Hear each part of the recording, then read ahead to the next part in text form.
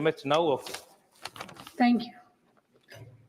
Sri S. Selvaganabathy.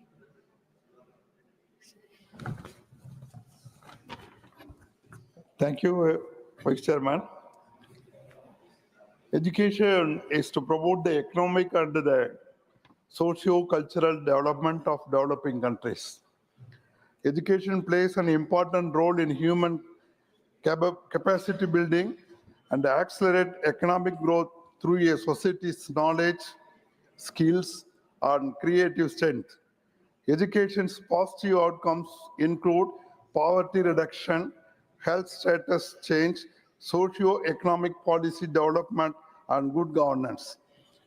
Keeping everything all this in mind, the budget is aiming to cater to the comprehensive requirements right from childhood to youth, who could be leading from the front in realizing the Viksit Bharat agenda in 2047 and beyond.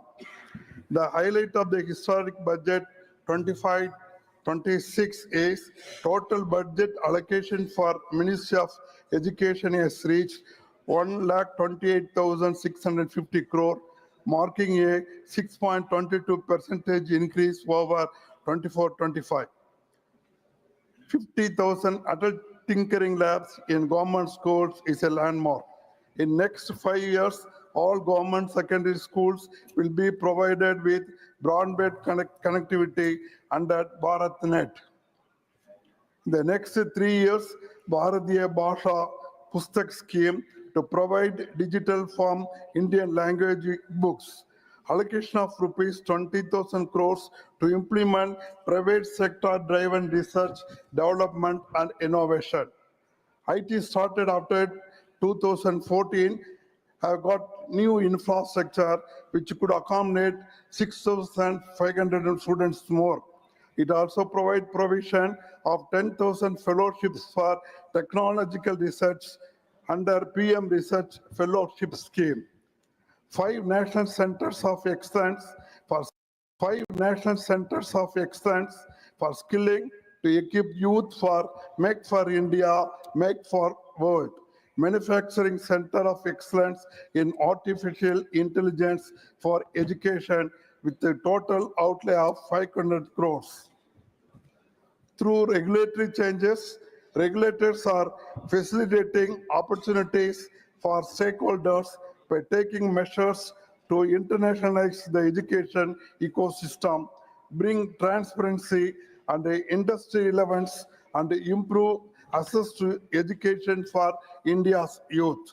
Some areas where regulatory stakeholders consultations have resulted in promulgation of regulations are UGC guidelines to facilitate the setting up foreign university campuses anywhere in India, which will further add to this impetus of internationalization.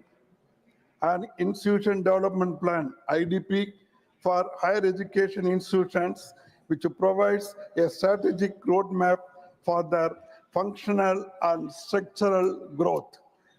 Mandatory disclosures on institutions' websites provide much needed transparency and allow students and parents to make well-informed decisions about admissions and others.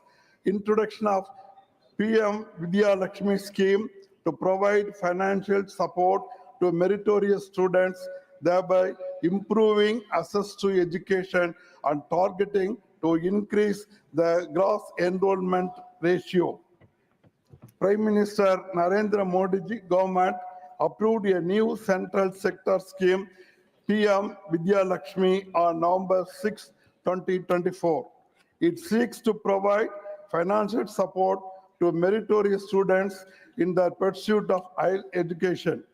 PM Vidya Lakshmi portal provides single window for students to access information and make application for educational loans provided by banks and government scholarship.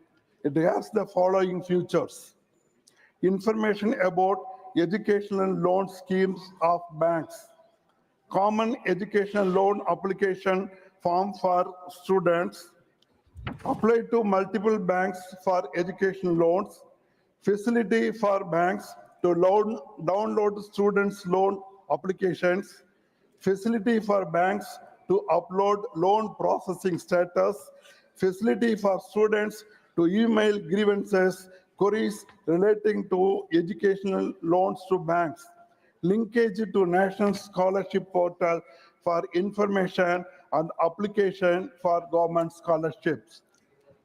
Our Honorable Prime Minister made provision for setting up another 85 new KV schools. As on date, there are 1,256 Kendra Vidyalaya, out of which 3 are outside of our country. It is in Moscow, Kathmandu, and Tehran. A total 13 lakhs and 56 students are studying in KVs, with the 85 new KV schools. An additional of 82,560 students can accommodated in coming years, and it will create 5,388 direct permanent employment opportunities by way of appointing, teaching, and non-teaching position in the country. A nation can flourish only language. About 3 language system, I'll come to you after some time. Sir, our Prime Minister taking initiative to cut burden on students during exam time. Prime Minister conducts Paricha Pe Charcha program every year. Many number of students participate all over India and get benefited. Counseling section, stress management, and psychology treatment to students being organized during exam period. It really helps to drop exam-related students' suicide and failures also. One of the best vision of our Prime Minister's scheme is Beti Bachao and Beti Padhao, which is scaling a new heights. The daughters are God's precious gift. But earlier, their importance was undermined.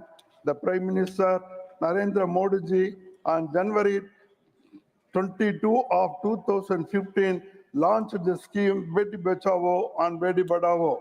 The scheme is completing a decade now.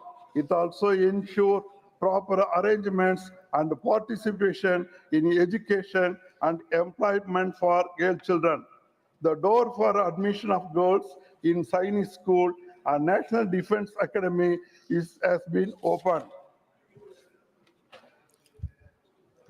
Our Modi's government initiatives have contributed to notable increase in women's participation in STEM. The enrollment figure being around 40% as of 21-22.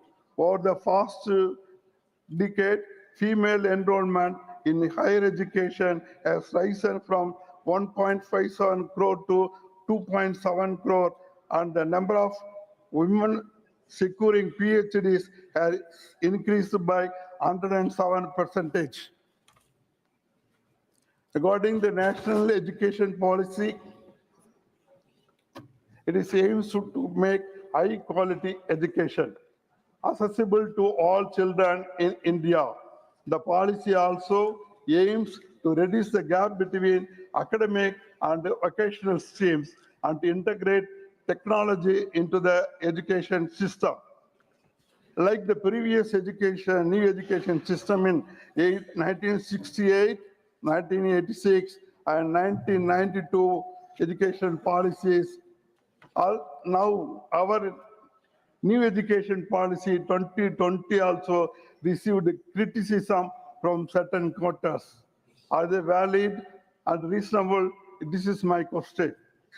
Since 1965, the anti-Hindi sentiment has come to prevail in Tamil Nadu and Puducherry.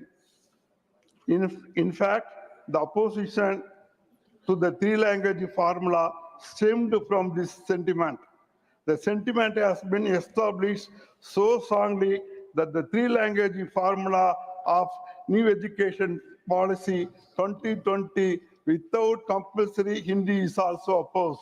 Now we are not giving compulsory education for Hindi, but it is also being opposed. I would like to remind the House three-language formula was put forth first in 1968 and it's followed in 1986 and 1992. Then three-language formula had a compulsory component in the Hindi at the time.